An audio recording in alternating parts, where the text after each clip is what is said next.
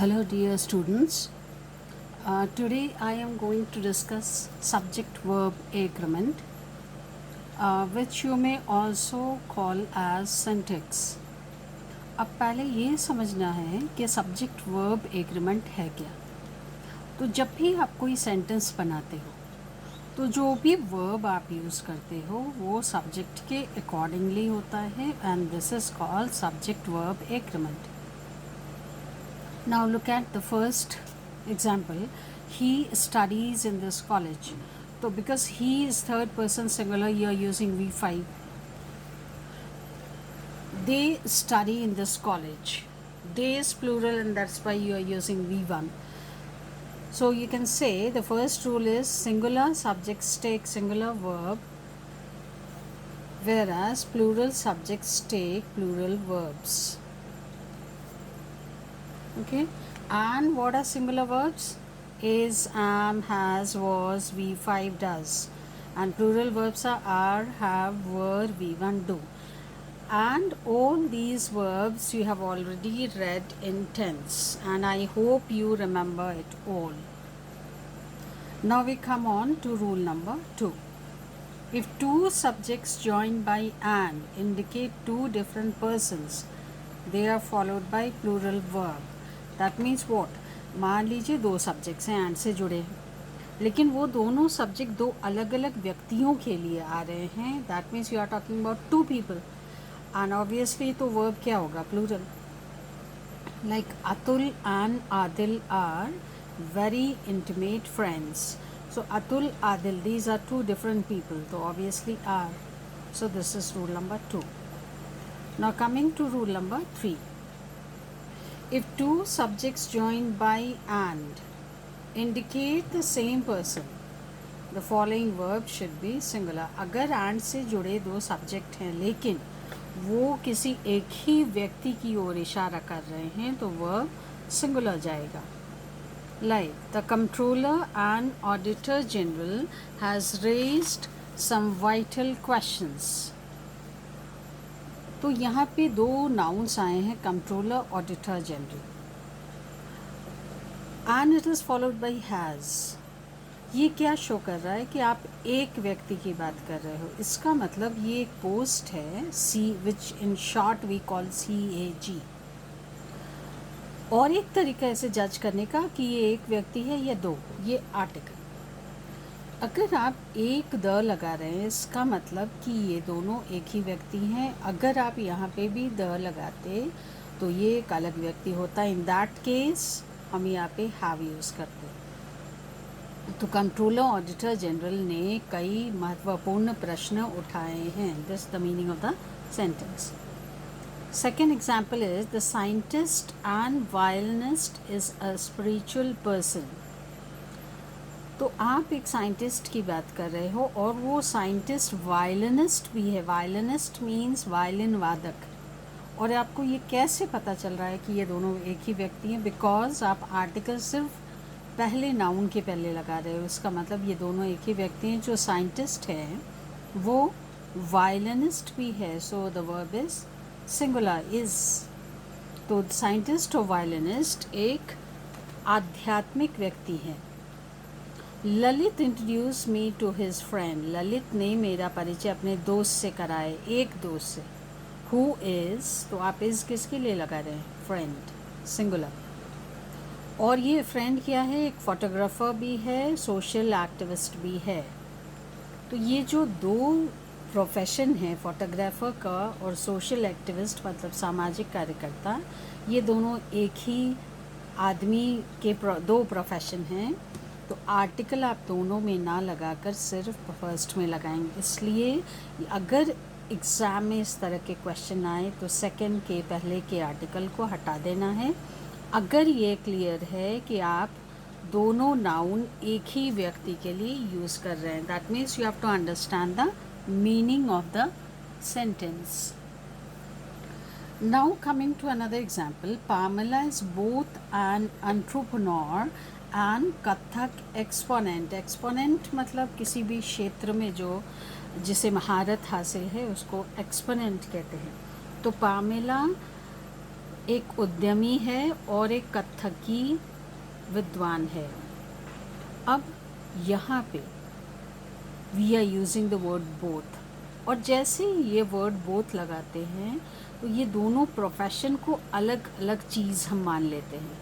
Entrepreneur और Kathak expert ये दो अलग अलग व्यवसाय हैं, और इसलिए उस कंडीशन में यहाँ पे we have to put article before both the nouns. So an entrepreneur and a Kathak exponent. और अगर इसी सेंटेंस में बोथ नहीं होता तो we would not use a before Kathak. I hope it's clear. Now we come to rule number 4. When two subjects are joined by either dot dot or neither dot dot nor, the following verb is according to the second subject. मतलब क्या है, अगर एक वाक्य में दो subject आ रहे हैं और दोनों सब्जेक्ट ईदर और से जुड़े हैं या नीदर नॉर से, तो जो उसके बाद वाली क्रिया वर्ब है वो सेकेंड सब्जेक्ट के अनुसार होगी। Now look over here. Either के बाद पहला सब्जेक्ट आएगा, और के बाद दूसरा सब्जेक्ट, नीदर के बाद पहला सब्जेक्ट, नॉर के बाद सेकंड सब्जेक्ट, और वर्ब इसके अकॉर्डिंगली। अब इसका मीनिंग क्या है, पहले वाले का या तो ये या तो वो, और सेकंड वाले का ना तो ये ना तो वो। Now look at the examples. Either Rahul और हिज कज़न। फर्स्ट सब्जेक्ट क्या है, राहुल। सेकंड हिज कज़न, या तो राहुल या उसके कज़न ने ये अवार्ड पाया है। तो you have to use verb according to the second subject. तो हिज कज़न इज सिंगुलर, इसलिए हैज़। अगर यहाँ पे कज़न्स होता तो we would use have. Neither the professor nor his research associates have expressed their views on this matter. अब यहाँ पे पहला सब्जेक्ट क्या है, प्रोफेसर, और सेकंड क्या है, रिसर्च एसोसिएट्स, मतलब रिसर्च में जो सहभागी होते हैं, जो हेल्प करते हैं किसी रिसर्च में। तो ना तो प्रोफेसर ना उनके रिसर्च एसोसिएट्स ने इस मुद्दे पे अपने विचार व्यक्त किए हैं। तो have is used because second subject is associates, which is plural. So I think it's clear कि either or neither nor में जो भी verb use करना है that should be according to the second subject. Now come to another concept related to either neither. Either का use कई बार हम लोग और के बगैर कर लेते हैं, और नीदर के यूज़ बिना नॉर के। उस कंडीशन में ईदर का मीनिंग क्या आता है, दोनों में से कोई एक, और नीदर का मीनिंग क्या आता है, दोनों में से कोई नहीं। दूसरी बात कि ईदर नीदर जब बिना और नॉर के यूज़ होता है तो वो सिर्फ दो चीज़ों को इंडिकेट करता है, दो व्यक्ति या दो चीज़ों को, और दोनों कंडीशन में वर्ब सिंगुलर आते हैं। Now look at the example. Either of these two houses is for sale. इसका अर्थ क्या है कि इन दोनों में से कोई एक घर बिक्री का है। तो इसका स्ट्रक्चर क्या होगा कि जब भी आप ईदर का यूज़ बिना और करेंगे या नीदर का बिना नॉर के, तो पहले ईदर और नीदर लिखाएगा, उसके बाद ऑफ, उसके बाद the, these, those, what ever is applicable, उसके बाद एक प्लूरल नाउन आएगा, but verb should be singular. Now look at this, neither of my friends. तो आप अगर फ्रेंड्स भी बोल रहे हैं तो अर्थ ये आ रहा है कि बात दो दोस्तों की हो रही है। तो मेरे दोनों दोस्तों में से कोई नहीं इज़ गुड एट सिंगिंग, गाने में अच्छा नहीं है। तो one thing should be very clear in your mind कि नीदर नॉर, नीदर बगैर नॉर के जब यूज़ हो और ईदर बिना और के, तो जो इन दोनों के बाद, ऑफ के बाद जो भी नाउन आएगा दैट शुड बी प्लूरल, और हमेशा वो दो व्यक्ति या दो चीज़ों को इंडिकेट करेगा, but verbs should be singular.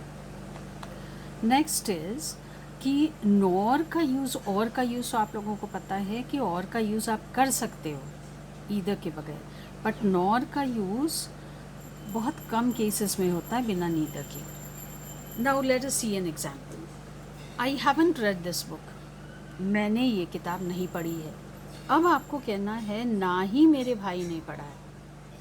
तो ये जो ना ही मेरे भाई ने पढ़ा है, जब ऐसा आपको लिखना है तो या तो आप नॉर से शुरू कर सकते हैं या नीदर से। बट दोनों कंडीशन में ये दो शब्द जो हैं ये नेगेटिव शब्द हैं, और इंग्लिश का ये एक इम्पॉर्टेंट रूल है कि जब भी किसी नेगेटिव शब्द या फ्रेज से वाक्य शुरू हो तो इन्वर्जन अप्लाई होगा। What is inversion? यानी पहले हेल्पिंग वर्ब या मॉडल और सब्जेक्ट बाद में, उल्टा। Like here, nor neither my brother has, ये गलत है। क्यों गलत है? बिकॉज यहाँ पे पहले सब्जेक्ट आ रहा है और उसके बाद हेल्पिंग वर्ब आ रहा है।